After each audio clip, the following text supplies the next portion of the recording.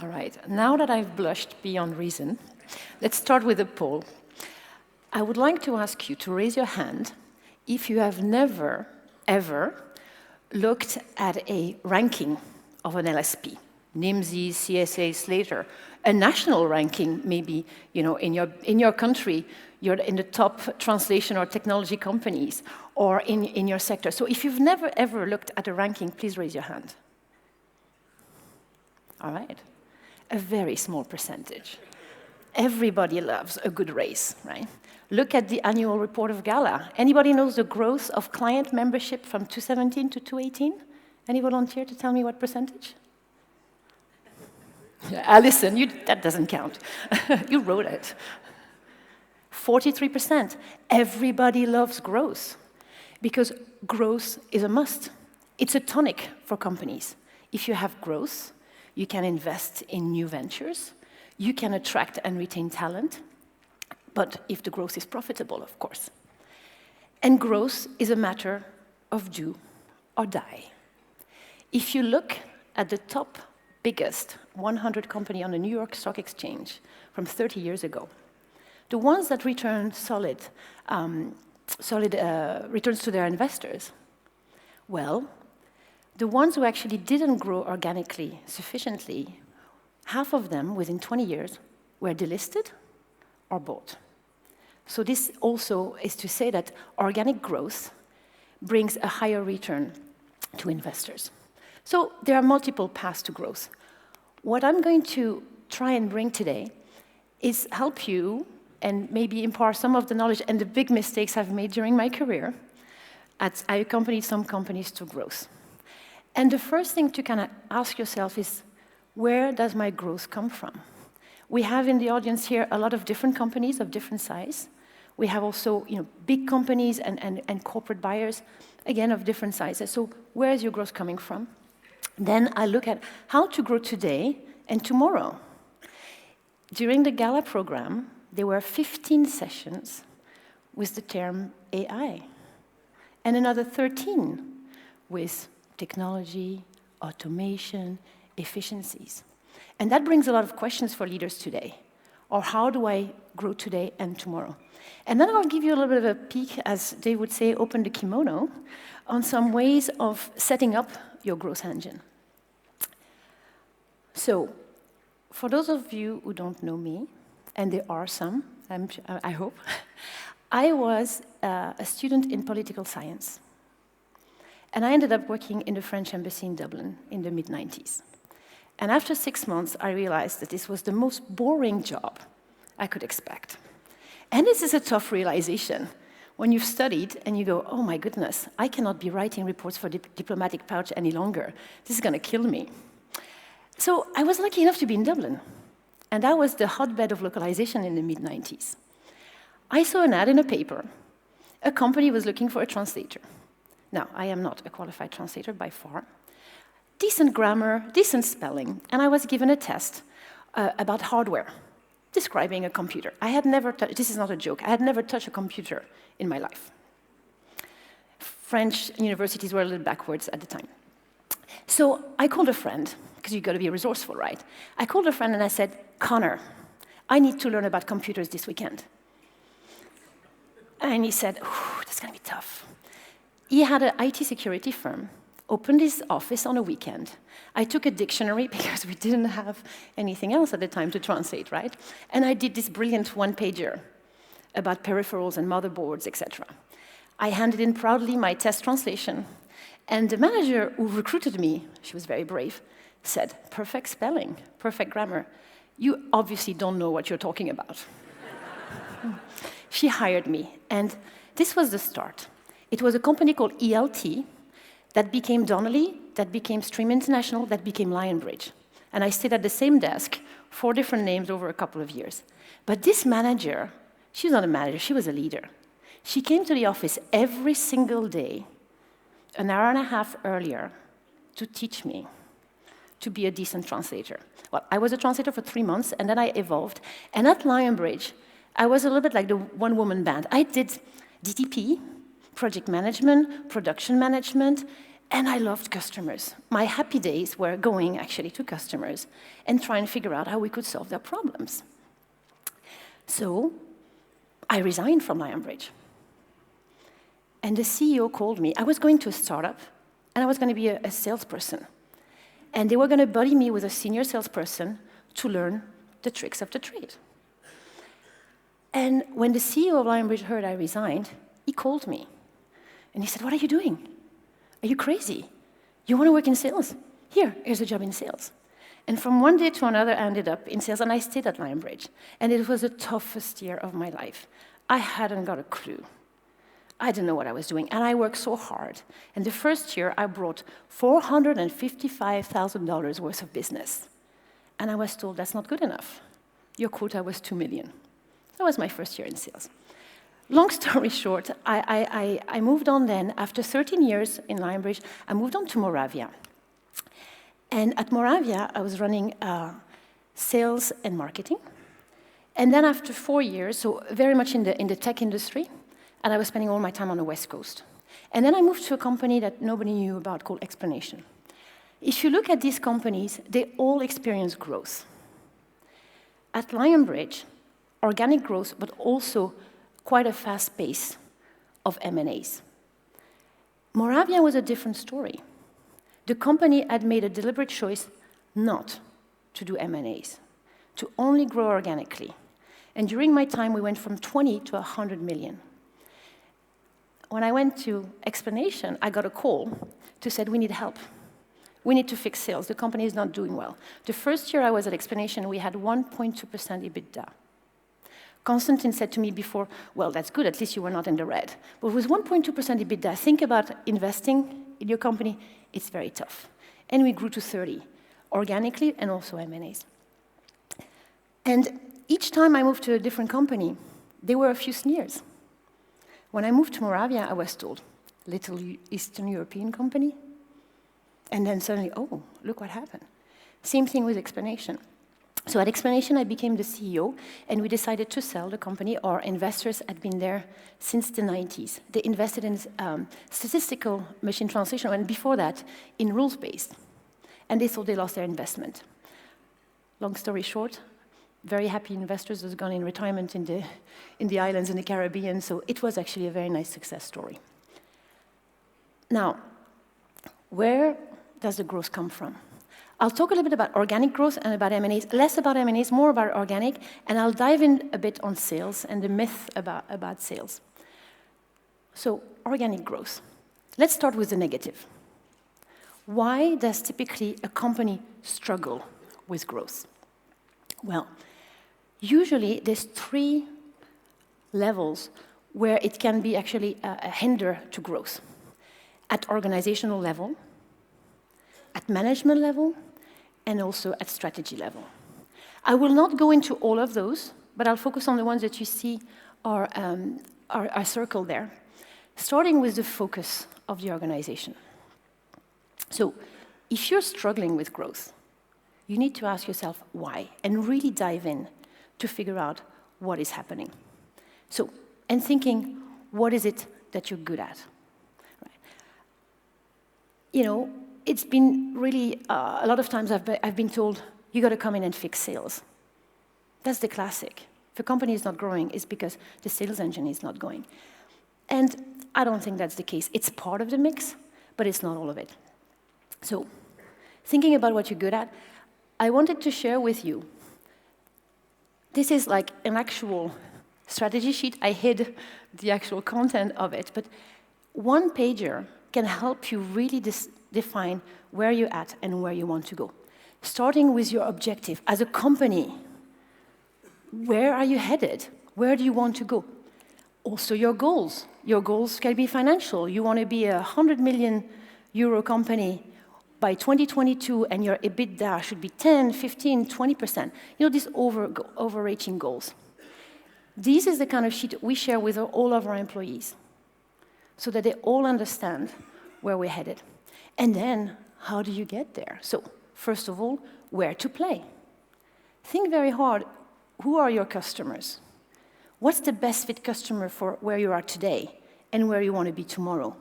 And also the geographies. It's very easy to say, oh, I want to be in the US. Why do you want to be in the US? Or I want to set up in Slovenia. So really kind of doing this exercise of figuring out where you want to go. It might be that you're very strong on the DACH market, and you should be the best one on that market. So really figuring out where to play is the first thing. And I would really advocate to be very granular with customer segmentation. Because I've seen a lot of companies go after everything and treat every customer the same way. However, a customer comes for your service on a one-off, may need self-service. They may have a translation, or they may buy interpreting just once. And you could have a workflow and a process and the type of resources adapted to that. If you work with enterprise customers, this is a different game. So it's very important to really look at these customers, analyze, and figure out what is it that you're good at, where you want to play, and how you're going to get there. And then how you get there, that's also quite an exercise of figuring out what is solutions you're going to offer, what will be your commercial model, and what technology will be in that. I saw over the last few days really some very good food for thought that's going to help me in my business, looking at the different type of services, but also with AI, of what we can do to accelerate our growth. So back to AI, that can also help you. And I think that's a big takeaway from me at this conference. AI helps you make decisions. We have tons of data. AI can help you figuring out, what are the customers that are most profitable for you? What are the services that are having the fastest growth?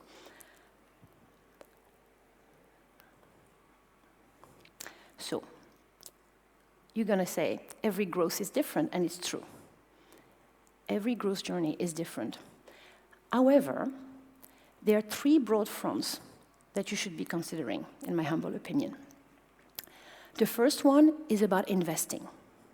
And investing doesn't mean getting funds from outside and having investors come and put money into your business. Investing is about agility. Companies make money. You make profit. And the fastest growing companies are the ones that are most agile at reallocating funds, right? And I'll tell you a story. A few years back, we were looking at strategy, at explanation, and what we would focus on for the following years. And we had, our EBITDA, and we had to reallocate that money. And we decided to do this not on a yearly basis, but on a quarterly basis, because business changed today at a much faster pace than before. And this invest part of it is really a lever for growth. So with investing, you put your money where the growth is. It might be that at this conference, you've picked up on services or ideas that you believe will be right for your business. And my advice would be to really think that through and do these experiments and put the investment into these different services. The second front is performance. And this is about the commercial aspect of growth. Typically, this has medium-term effects.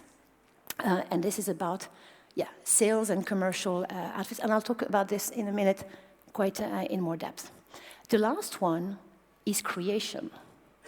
Creation is about new offerings, new business model. I mean, we've been talking about paper word for, a century. And we keep on saying that it's going to change. It will change. And the creation part of it is about investing actually into unmet needs. When I was at Lionbridge, we used to work with Google.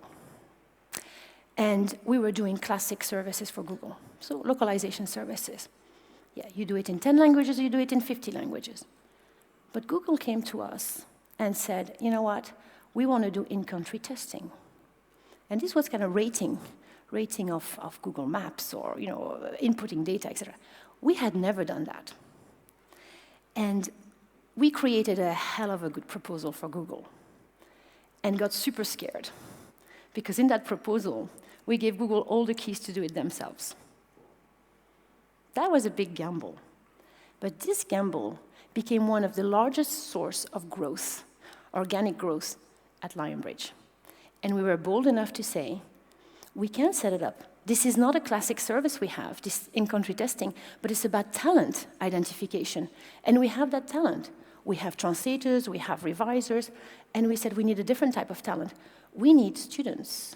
We need housewives in Slovakia, in Malaysia, who actually want to work 20 hours a week and test the apps. And this is how the service was created. So that last part, which is the creation, is really about these unmet needs. And I would advocate that your customers grow with you. You grow with your customers. So, everybody loves growth, right? But what does nobody love? Any idea?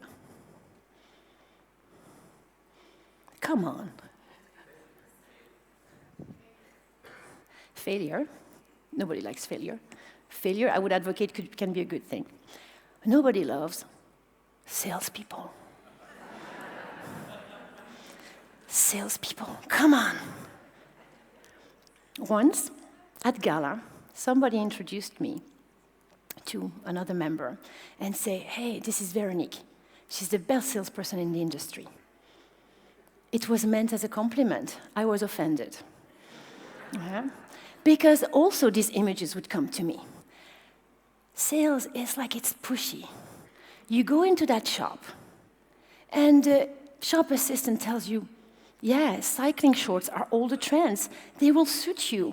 And wear that with flip-flops, and you're going to be so on trend. However, not everybody looks like her. She can sport it, right? There's this idea that sales is pushy, and it nearly bullies you into something you don't want. However, let's talk about hiring smart and hiring the salespeople that can help you grow your business. Now, many small companies have come to me, and they would be 3, 4, 5 million, and they get to a certain level of growth, and they're a bit stuck. Because typically in the smaller companies, the owner would tend to do the sales themselves. So the classic thing to do is to go and hire a salesperson. There's plenty coming to these events. You go on LinkedIn. It is not such a big industry. You find these salespeople. One of my advice, though, for smaller companies is not to hire seasoned salespeople. I've seen it fail time and time again. You put a lot of money into it, you have big aspirations, and it fails. Why does it fail? Because when you hire a very seasoned salesperson that's used to doing enterprise deals, they're not able to adapt to your company. And my recommendation there, start smaller. Get somebody who's going to help you get leads. Go back to where you're headed, what type of customer. Be really disciplined about that. And continue doing the sales until you get to a certain level where then it makes sense to add to your sales team. Another thing about hiring and interviews, and I'll tell you about some train wrecks in a minute. I heard yesterday in a session, I think it was Roman Zelenka said, within 5 seconds, I know if I'm going to hire the person or not. I used to be like this, and I changed. And I'll tell you why. So recently, I was hiring somebody in the US, and that person came in 5 minutes late for the interview. And normally, I would say, that's out. Even though I'm French, I tend to be on time. I thought, hold on a second here. You arrived late for an interview. She did call. It was raining like crazy. There was an accident on the highway. But I started judging because she was late. I put my own filter. Later that day, I was on the 5th interview. I was jet-lagged. I was on my 5th coffee. And candidate came in. And again, I judged after a few seconds, because I was tired. So it made me think, and I said, not fair to the candidate. That one who was late might be a perfect fit for our business. And I started reading about that. And I found out that you should be careful about intuition. And when you interview, take notes and go back about it. And what I did then is that for all of these candidates, I gave them the same 2 tests. So instead of saying, oh, what have you done, and where do you come from, and what do you want to be in 5 years, and what will you be when you grow up, I give them tests. I give them one that they can prepare, right? To see how the thinking process is going to go, how much research they're going to put into it, how serious they are about the job. The second thing, then, I throw them a curveball during the interview. And not a curveball a la Google, where I say, how much paint do you need to do all the zebra crossing across San Francisco? But rather something related to the business. So, I don't know, take a bad experience with a customer and see how they're going to react. Will they say, oh, I'll try and figuring out and go to my manager and come up and say, that's the problem, that's my idea of a solution? Or will they say, ooh, can take that straight to the manager? That will really give you good insights into how the people think and how much support you're going to have to give them along the way. So with the hiring, my takeaways there is don't judge straight away. Take your time and get the candidates an opportunity to really prove what they can do to you in that process. Second thing, very important, and especially with salespeople, is this, lagnac. Anybody knows what lagnac, well, all French speakers know what lagnac is. Lagnac, it sounds like a whip. Lagnac, it's about energy. It's about never giving up. It's about, this kind of, I have a colleague in the US who keeps on saying to me, Véronique, it's about the fire in the belly. Because it's tough. It's tough to be in the commercial roles. You have to always want to get up from the failures because you're going to have tons of failures. So lagnac always goes hand in hand with the attitude. And in sales, it's like a roller coaster. You'll have a good day, you'll have a bad day, and you need to be really aware of that with your teams. Because, if you have people who start being negative, negativity, unfortunately, is quite communicative. And you can have group negativity very quickly. So you really need to be on the pulse with that and understand that, when you talk to your teams, and I would really advocate for regular, structured talks with your team to really watch on these signs. And when you see somebody is going through a trough, support them. Help them be successful. Now, my favorite. Yes, but. Oh, come on, yes, but. The other day I had a talk with a team member. And I was spotting that she was saying, yes, but, yes, but. And I started counting, so I was not very concentrated on that talk. She said yes, but 17 times in a 10-minute talk. Now, the lesson from that was like, okay, she's in a bad place right now, because everything I was coming up with, yes, but, yes, but, yes, but. And it reminded me of another strategy session at Explanation, where I had this idea for expansion in a specific market. And my idea was left field. And it required investment, right? So I put this on the screen, that idea. And I knew that my colleagues on the senior management team would go, yes, but. And of course they did. And after the first yes, but, I said, this is forbidden. You are not allowed to say yes, but. And everybody went, oh, what are you talking about? But this is, no but. And I said, you are allowed to say yes and. And you're going to figure out why we should do this. And it was hard, because the yes but was creeping in. And I was horrible to them. I said, no yes but, yes and. And you know what? It's easy. After 10 minutes, yes and, yes and, yes and. And we came up actually with a lot of really good reasons why we should do it or not do it. The outcome was very positive. We decided not to put our money there, but it created another idea, and that's where we put our money, and it was very successful. Right? So the yes, but, next time you talk to your team members, listen. And by the way, yes, however, counts as yes, but. Yes, nevertheless, counts as yes, but. Right? All right. It's about converting problems into opportunities. Another thing that's really important is learning. I read recently that today, in this fast-moving world, a competency lasts 2 years. 2 small years. Why do we come to GALA? Because we want to learn.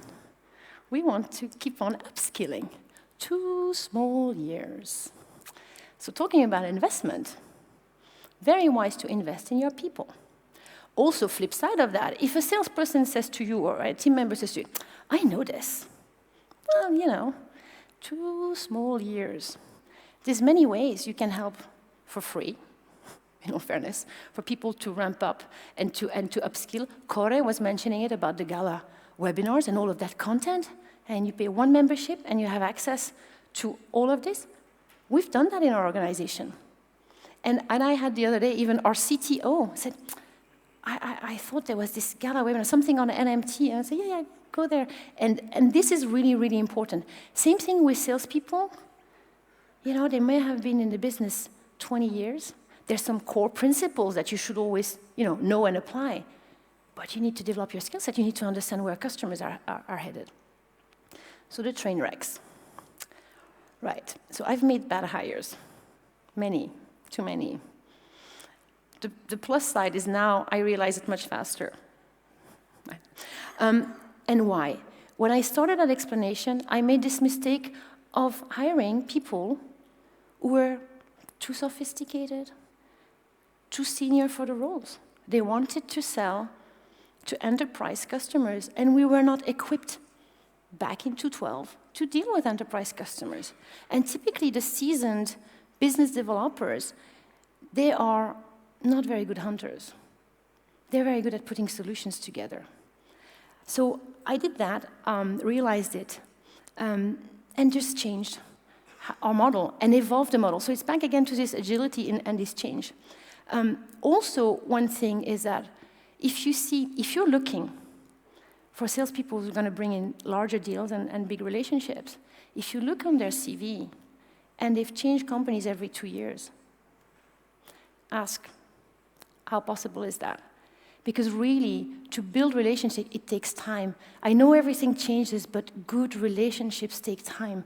So if a salesperson every 2 years change companies and tell you, oh, they want these big customers, I would really drill down, because that typically, luck happens. Luck doesn't happen systematically for everybody. So that's also something, like the other day, I interviewed somebody in Switzerland. And he told me he had 6 million Swiss francs in his pipeline. And I said, so why are you leaving that company? If I had 6 million Swiss francs in my pipeline, I'm going to be successful. You're going to be compensated. What would you leave? Here I wanted to show you how do you set up the growth engine. So this is an actual, let me pop it up a bit. Oh, let me go back, sorry. So this is an actual setup we had, where we actually define what to do with pre-sales. What support do you need for your commercial engine? And we looked at inside sales, marketing, content management, partner management. So we really put it all together and defined what it is that we were expecting these different functions to do. And then we had the whole process about putting it in the CRM, defining who does the opportunity goes to. So we had business development people, and we had global account managers. And we would focus our salespeople on specific customers or prospects, and being quite rigorous about that. Being rigorous doesn't mean having tunnel vision and missing an opportunity. But being rigorous gives you really a blueprint for where to go. Now, very important, we tied in the whole organization. Literally operations. So when I first started that explanation, I asked a team leader, what's the target of your group? How much revenue are you going to bring? She didn't know. So that was my first kind of eye-opening, saying, okay, this is not what I'm used to. And it was a process. Because in the initial days, if we would get more business, if we would get new customers, the teams were like, oh my God, a new customer, more work. And I thought, okay, if the attitude is like this, how can we grow?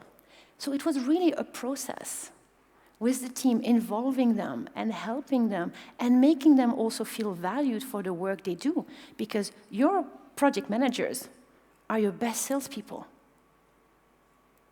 They sell every single day and build that trust with the customers.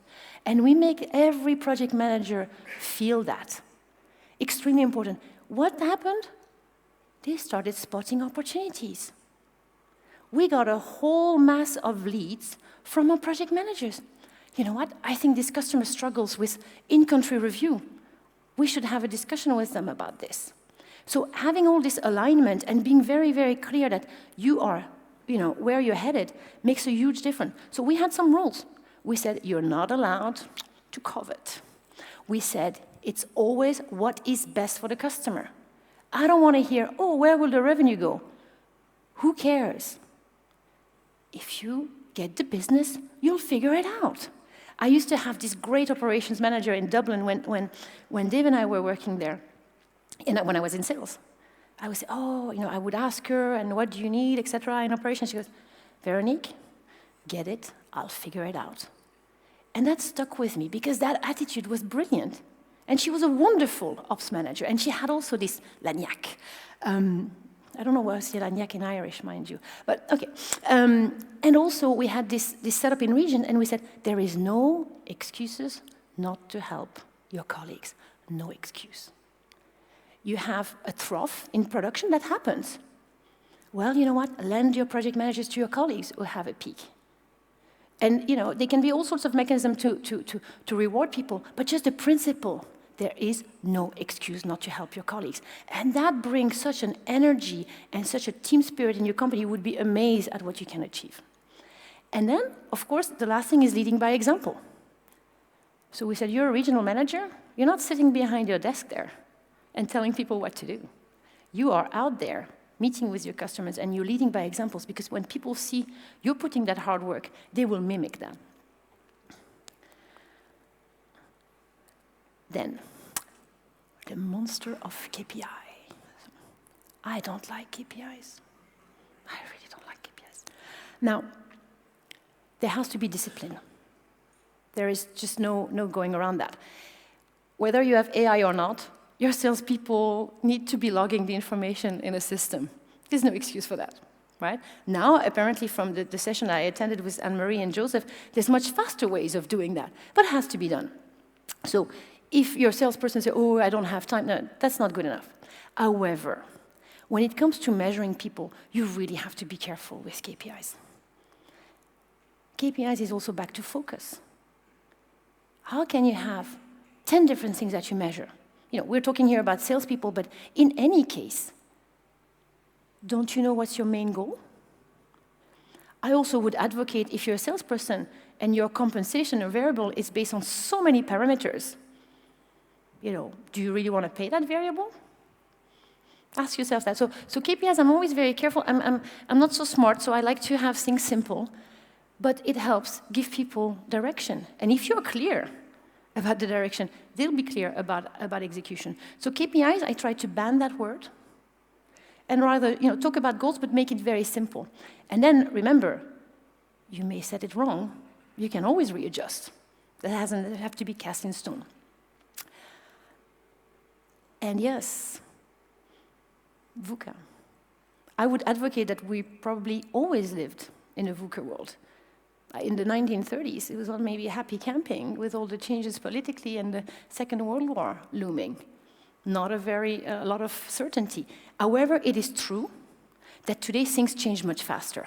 That and technology has made that happen. So remember, 2 years, that competency. So it's important to be very agile also, and to listen to your teams. They're out there.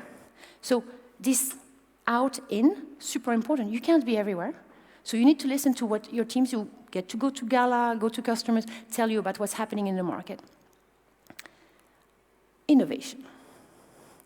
And I realize this looks like a MasterCard logo, unintentionally. All right, so growth and innovation.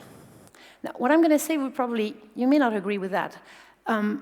They are often lumped together. So growth and innovation, of course, it goes together. The fastest growing companies are the most innovative. Look at Apple and what they did, right? Look at Uber and how they revolutionized the transportation industry. And it's true that typically the fastest grower have the most innovation. However, so that's my but,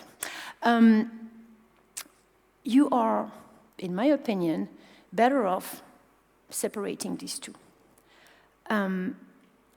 Because if you want to have high level of growth, you need to sequence your initiatives carefully. So simply put, you cannot do everything at once, right? And yes, these creative companies are among the fastest growers, but what's true as well is that it's hard to get innovation right. And when I'm talking innovation, I'm not talking about applying NMT. I'm not talking applying AI to vendor management, but I'm talking true innovation. And you're better off really thinking about these levers of growth, this invest, perform, and create, and focus on 2 of them. And I would say you may decide to invest into the create part and say, but putting that away from the growth overall and try things, that's fair enough. But to be very careful not to just lump this together and say, we need to innovate to grow. I believe, yes, you need to keep on evolving, but I do believe that if you are doing your initiatives in a very disciplined manner, you will get an above-average growth overall. And it's about, making the right resource allocation. If you see that a service in your organization is dwindling, if you see that you're not making money somewhere, stop beating the dead donkey, right? Just go and look and say, okay, let's take these funds and reinvest somewhere else, and be very fast about that. So this, and it takes discipline. And it's hard, right, to pull the plug on something. But it's better than just letting it die slowly.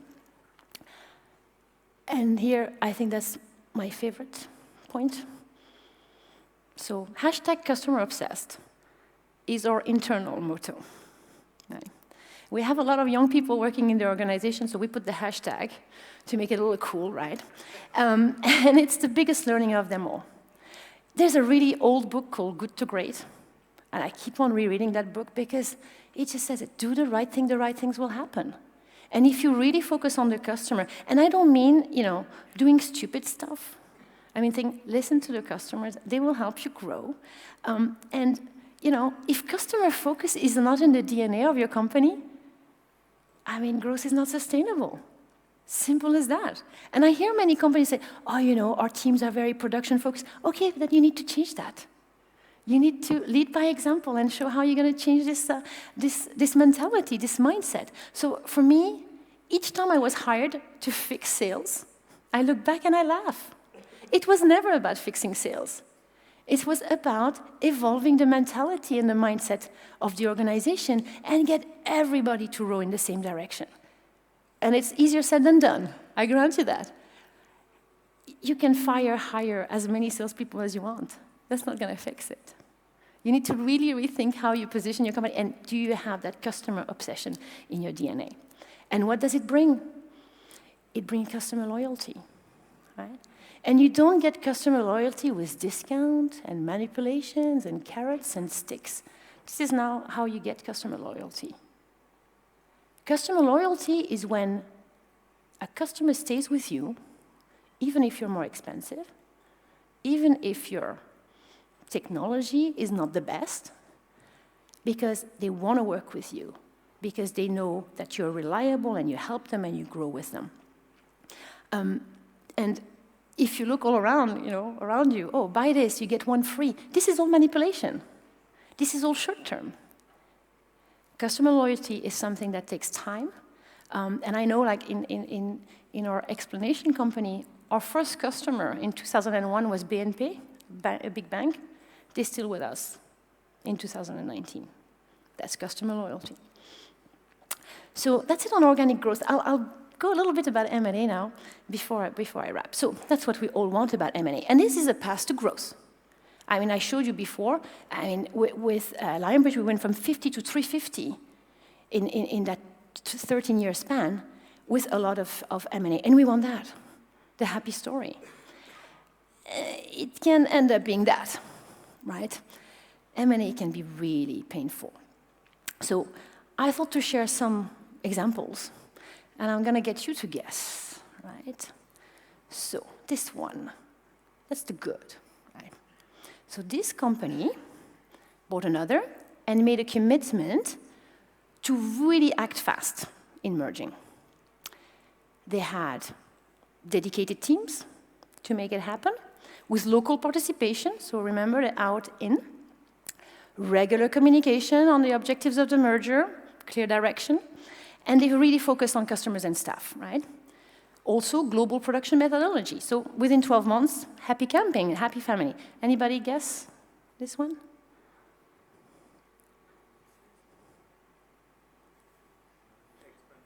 No? I took all the examples on purpose. I'll give you a clue. This is when Bound bought Berlitz. quite a success story. Right? And then this one, that's the bad. Moving too slowly. Cultural gap issues, so America, Europe, and so on. No implementation team, so everybody left to do their own. Communication not top of the pops, so people getting really worried about their jobs. And then, in the end, customers and employees lost. Any idea? I wasn't that one. Yeah, Lionbridge bound. This was really tough. And you know what was the difference? Any idea of the difference between those two? And it's not the people, because remember, a lot of bound people being acquired by Lionbridge. The difference? Implementation. On paper, everything was set for success. But then, what I learned from that is that in M&A, oh, and yes, I was going to think about the ugly, but I thought maybe we'll leave that for later discussions. You might have these together. So the three things that I learned is that you need an implementation team. Think about it. You're busy all day, right? You have a full-time job. How will it be possible that suddenly you merge with a big company or you acquire a company, and by miracle, half of your time is free to do implementation? Doesn't happen. So very important to really make sure that you have implementation team. Then the cultural gap. And I was telling you about arriving late, etc. I mean, the Saudis, if there's a meeting at 9 a.m., they arrive at 9:30. It's okay. That's culturally okay. The Swiss are there at 8:55. That can cause a lot of issues. If you're an engineer in America and you send a mail to your counterpart in India and you ask for something, you don't get a response. And you're like, wow, how rude, you don't answer my email. Well, you didn't copy their manager. You have to copy their manager. This cultural gap, there's really a lot to be gained by actually investing in proper cultural training. If you're interested in culture, there's this brilliant book by a lady called Erin Meyer. It's called The Culture Map. And it is a very easy read, so you can read it at night, Alison, because it's full of fantastic stories about different cultures, and it's about the different attributes of cultures in a work environment. Relationship to authority, things about distance management as well, things about relationship to time, performance evaluation. When I read that book, it opened my eyes to many, many mistakes I made in the past. And then also the last thing is that you got to keep growth. So remember that one-pager, where are you headed? In any context, you need to have that and keep the trajectory on that. So very last one on M&As, peoples and processes. There are things that you can do very quickly to make it successful. Figure out very quickly who are your key managers. Do immersion. So immersion, basically, learn about the other party, ask questions. Say, if you have that luxury, go and stay in another office and see how people are working for a couple of weeks, and make it team wins. Of course, there's always the approach of shared services, and these decisions have to be made early, but these things are really, really key. Then on the processes, everything about financial alignment, HR, etc., all of that. And then, back to my KPIs, which I hate, make easy to track goals. Give people quick wins. This is a tough time when you have these M&As. So reward people with the right incentives quickly. And one, communications, we always talk about it, it has to be constant, because what you know, the others might not. So never assume. Same thing with reporting line. I'm pretty easygoing with that. I'm like, we just get it done and we fix it later. Well, what I've learned is people want to know who's my boss. And if I have a problem, do I go to? So these clarifying reporting line and not making it fuzzy, and forget the dotted lines. What is a dotted line? Yeah, I report to you, but not really, so I tell you half. No, just be clear to people. This is really, really important. So, what's next? I found the conference was really quite enlightening. I've learned a lot of things, so should we be scared of AI or technology? So what I did is that I attended quite a lot of sessions, and I picked up on a few quotes. With the initial keynote, there was a little bit of surveillance creep, Where are we headed? This is a little bit scary. However, that's another but, I found way more positive. I was so happy to hear that everyone say, well, in the end, it's all about us. It's all about the human. Yesterday, in a session I attended, Peter said, you know, in 1995, we implemented translation memory in my company, and 80% of the translators were reluctant. Okay? And said, today, I'm implementing NMT, and only 20% of the translators are reluctant. And that kind of struck me, because I'm a positive person, okay, but I'm also a realist. And I've seen really that the fear of the human being falling out of the equation, we don't need to fear. We should be very proud to be part of this industry and to be at the edge of what's happening and see how we can implement all of these changes into our business. I've just seen the industry grow over the years, right? And just to finish, these are my kind of team mantra. The game is close. So this is something also that athletes tend to look to. So the game is close means that don't be afraid. You might compete with companies that are much bigger than you, but you will win maybe. Don't be intimidated.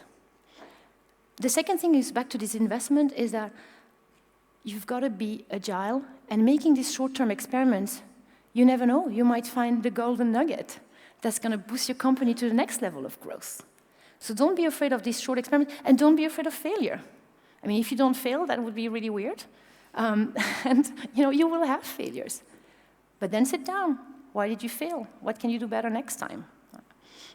And you don't have to invest tons of money into it. It can be things. Also, think about the motivation for people to be able to work in such projects where you have experiments.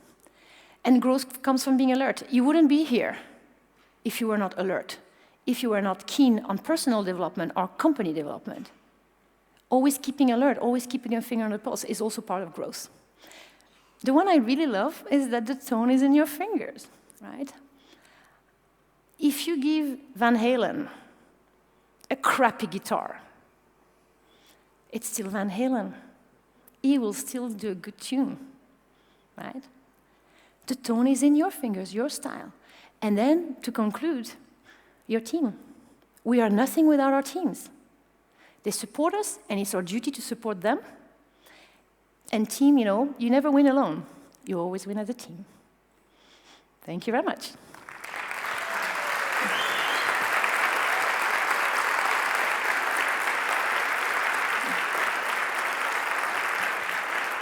So, thank you. Thanks, Véronique. Thanks very much. If you have questions for Véronique, we'll do the same that we did in the opening keynote.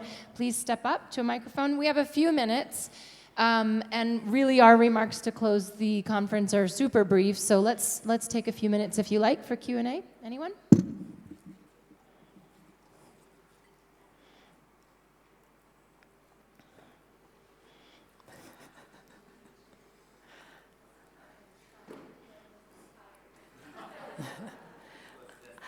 I'm not experienced to a shy group here. I don't. Sasan. Sasan from Uber. Thank you so much. It was very inspiring. One question regarding KPIs. So the way we do it, at least in a lot of big companies, is that you set up a goal, but you have KPIs to track it. I think your point was not to have too many KPIs, Absolutely. right? I just wanted to clarify. Absolutely. I've been in cases where you would have somebody, let's take a salesperson. You want them to bring revenue, right? But I've seen cases where it would be broken down and say, your bonus will come from bringing revenue, for bringing a number of technologies, and you have 5 or 6, and the salesperson says, okay, what do you want me to do? So that's where I think KPIs can be really misleading. And also, there's also sometimes a bad connotation about it. So you can be smart about just giving it another name, but it's about clarity of direction. Yes. Konstantin. Yeah.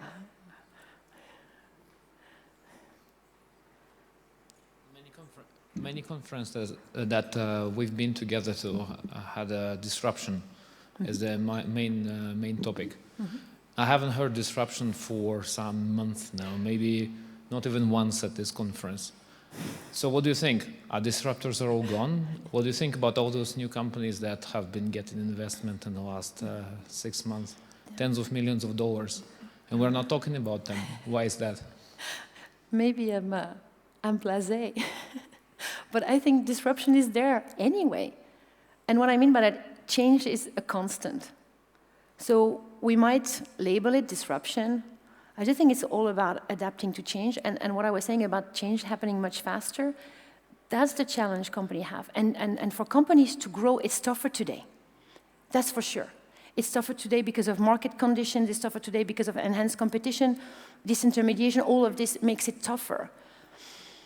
Disruption, somebody will come with a new concept. That's just part of change. So I think it's just the label that's given to it in this world that we live in that changes all the time.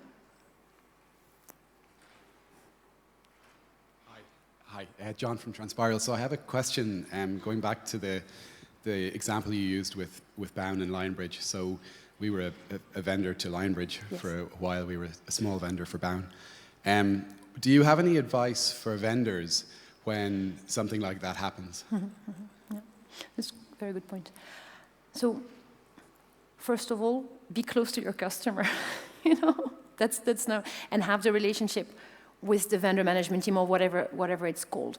And then ask questions. I mean, the worst that can happen is you don't get answers. Because it's the way it goes, and companies go together and they make a plan of how they're going to handle supply chain or vendors. So that's what I would do. And then if you have a good relationship with the company, they will tell you, they might tell you, you know what, we're starting to just work in, I don't know, aerospace. And we are divesting from this market. So I would definitely get back to my vendor and ask questions about the strategy and what it is related to vendor management. Yeah. Hi, I'm Kirill from Content Quo. Sales and marketing. So any thoughts on how that interplay can drive growth most efficiently? Yeah. I'm super old school about that and really black and white. To me, marketing is the engine for growth. So it has to be, I showed you in that slide, with the different thing, inside sales, etc. Really, marketing needs to be aligned to sales. So, which means that they need to be so close to the strategy and to where you're headed that marketing supports that. So let's say that your segment is, mid-sized companies in the food industry, right? Pick one. Your marketing team should be creating content around the food industry. They should be researching what are the challenges in that industry. They should be identifying the events where all of the food industry mid-sized companies are going to. So really that alignment. And their goal, it's not to look pretty. It's to help you develop business. Did it answer the question? Somehow? Yeah? No, but ask me more. Okay, sure.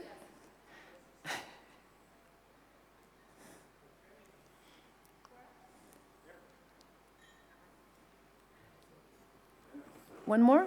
Irfan? English yapalım ya da... English, hi, my name is Irfan from Transistent. I'm a translator myself, and I was wondering, where's the translator in that equation? Is it for growth? Is it also treated like a customer, or how would you? What's your advice on them? Absolutely, that's a very good point. Your translators are like the blood of your organizations, like the project managers are. If you don't have the right translators, you're not going to grow. So it's also very important to align the supply chain to where you're headed. Right now, we're talking a lot about post-editing, for example. If you're not preparing your partners for that, how are you going to be successful? Same thing, if you decide to go into a different segment or sectors, you need to be talking to your partners to see how they're going to gear up to support you. So it's absolutely part of the strategy for growth. Yeah. Thank you. Thank you.